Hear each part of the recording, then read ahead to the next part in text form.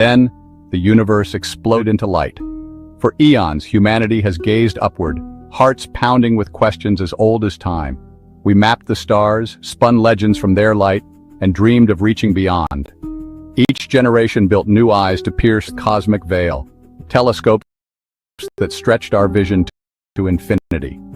Now, we stand at the edge of a new era. The James Webb Space Telescope, our golden, unfolds its mirrors to the unknown. Floating 1,000,000 miles from home, it hunts for the first light, the oldest secrets, the birth of everything. Webb doesn't just look, it listens in infrared to the whispers of ancient stars and newborn worlds. In a single image, it can reveal the dawn of time, rewrite the story of the universe, and show us where we came from. Tonight, the clearest-ever, and for the first answer, a postcard from our next-door neighbor in the cosmic ocean.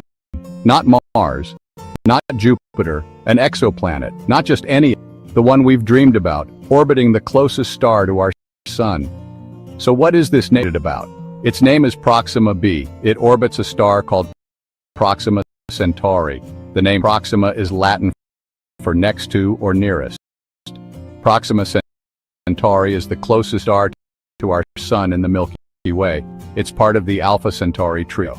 Alpha Centauri B is the faint, cool runt of the litter, a red dwarf much smaller and dimmer than our sun. Proxima B is the planet orbiting this star. It means it was the first Proxima C, and so on. Discovered in Proxima B instantly became the most famous exoplanet nearby.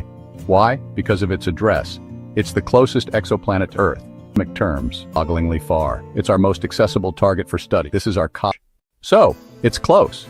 Big deal, right? Well, the reason scientists are practically falling over themselves with excitement for Proxima B isn't just its location, it's what that Proxima star within the habitable zone is sometimes called the Goldie. Not too hot, not too cold, just right for liquid water to potentially exist on a planet's surface. And as far as we know, liquid water is the one non-negotiable ingredient for life as we understand it. Think about Earth. Our planet sits in the sun's habitable zone. We're far enough away that our oceans don't boil off into space, but we're close enough that they don't freeze into a solid block of ice. Proxima B orbits its tiny star at the perfect distance for amount of energy. It's much, much closer to its star than Earth is to the sun, completing a full orbit, a year, in just 11 Earth days. Proxima Centauri, this Proxima B, a tantalizing zone. A rocky world close to home in the habitable zone. That's the trifecta for This combination of factors makes Proxima B a laboratory for testing our biggest ideas about life in the universe. Let's dive into what we know and what we don't know about Proxima B. On the data we've collected, we believe the planet is slightly more massive than Earth, at least 1.17 times our planet's mass. This suggests it's almost certainly a rocky world, a terrestrial planet like Earth, Venus, Mars, not a gas giant like Jupiter. You could, in theory, stand on its surface. But what would it be like? For starters, very different from a walk in the park on Earth. Gravity would be a little stronger, but the real differences would be dramatic and alien. Proxima B is likely tidally locked. Like the moon always showing one face to Earth, Proxima B probably always shows one face to its star, a world of permanent extremes. One hemisphere, perpetual daylight under a motionless, dim red sun. The other hemisphere, endless freezing night. Life might be confined to the Terminator line, the twilight zone where temperatures are moderate and liquid water could exist in rivers and lakes. So how did the James Webb Space Telescope manage to take a direct picture of this faint little world? It's honestly an incredible feat of astronomical prowess, kind of like a firefly sitting next to a colossal searchlight from miles away. The star, Centauri, is billions of times brighter than the planet, Proxima B. Normally, the star's overwhelming glare would completely wash out the faint, reflected light from the planet. Trying to see the planet directly is nearly impossible with conventional methods. It's a challenge that has stumped astronomers for decades, really consigning our view to artists' impressions and indirect data points. To overcome this, Webb used a combination of two revolutionary pieces of technology, a coronagraph and its unparalleled infrared sensitivity. A coronagraph is essentially a tiny, precision-engineered mask inside the telescope that is positioned to block out the direct light from the star. Think of it as holding your hand up to block the sun's glare so you can see something next to it. Webb's coronagraphs are exquisitely precise, capable of blotting out the light from Proxima Centauri without obscuring the area immediately around it, where the planet is known to orbit. This is the first critical step, getting the star out of the picture. But even with the star's light blocked, the planet itself is incredibly faint. This is where Webb's other superpower comes in, its sensitivity to infrared light. Planets, even rocky ones like Proxima B, have a faint heat signature. They glow dimly in the infrared spectrum. Capturing a direct image is just the beginning of the story. For astronomers, the real excitement comes from what we can learn from that light. The study of exoplanets is a bit like cosmic archaeology. We are sifting through ancient light to uncover the secrets of distant worlds. Before the era of direct imaging, our methods we were like detectives who could never visit the crime scene. One of the most common methods is the transit method, where we watch a star for a tiny, periodic dip in its brightness.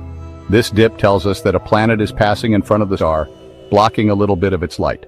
Another clever technique is the radial velocity method, which is actually how Proxima B was discovered in the first place. As a planet orbits its star, its gravity gives the star a tiny little wobble. We can't see this wobble directly, but we can detect it in the star's light. As the star wobbles toward us, its light is slightly shifted to the blue end of the spectrum. As it wobbles away, its light is shifted to the red. This is the Doppler effect, the same phenomenon that makes an ambulance siren sound higher as it comes toward you and lower as it moves away. By measuring these tiny shifts, we can deduce the presence of a planet and even its mass. These indirect methods are powerful.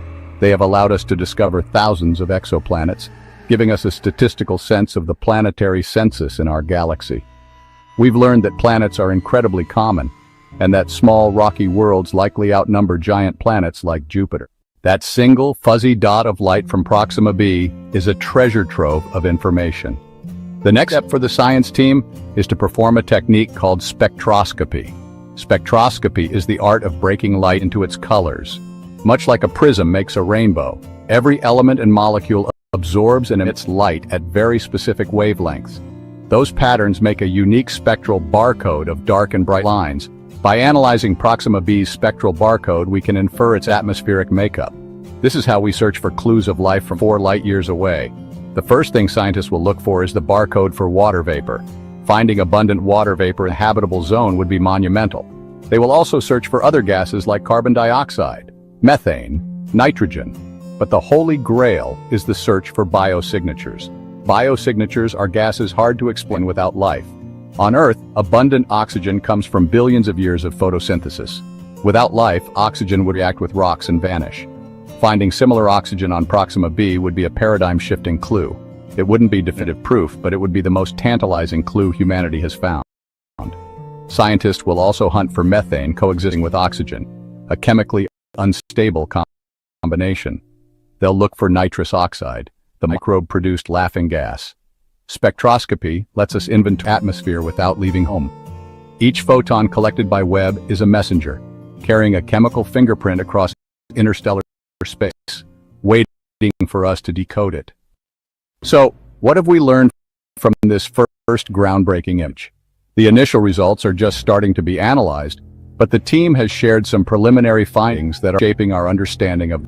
First and foremost, the image confirms that Proxima B is a distinct, cohesive body. The brightness of the dot, measured in different infrared colors, has allowed to make a preliminary estimate of its temperature and size. These measurements line up with a rocky planet, a terrestrial world, not a mini Neptune. Crucially, the data suggests the presence of an atmosphere. Brightness changes across wavelengths don't match a bare, airless rock.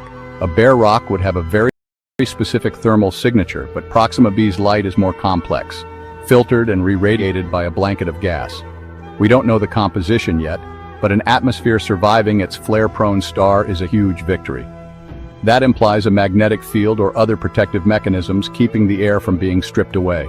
The image also hints at the planet's climate. Observed over several hours, astronomers measured subtle brightness changes. Those variations could be rotation, revealing surface features or shifting cloud patterns. Preliminary data suggests a big temperature gap between the day side and the night side, as expected for a tidally locked world. Yet the night side isn't as an airless model would predict, which supports atmosphere-driven heat circulation from day to night. This is just the first glimpse. The team has more Webb time approved follow-up. Next, deep spectroscopic analysis to dissect the planet's light and hunt for specific molecules. Is there water? Is there carbon dioxide? Is there methane? Is there oxygen or some other biosignature? This single fuzzy dot has become the focus of our search for life.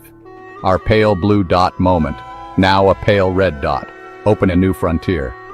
This single image of Proxima B, a faint speck of light from our nearest interstellar neighbor, is more than just a scientific achievement. It is a profound moment for humanity. For all of our history, the question, "Are we alone?" has been a matter of pure speculation. But now, for the first time, we have the technology to look at the answer directly, to sniff the very air of a potentially habitable world. The discovery of an atmosphere on Proxima B marks the beginning of a new chapter. The forthcoming analysis of its composition will change our story. Regardless of what we find, the answer will be transformative. The universe is speaking to us in whispers of light. For the first time, we are learning how to listen. In the beginning,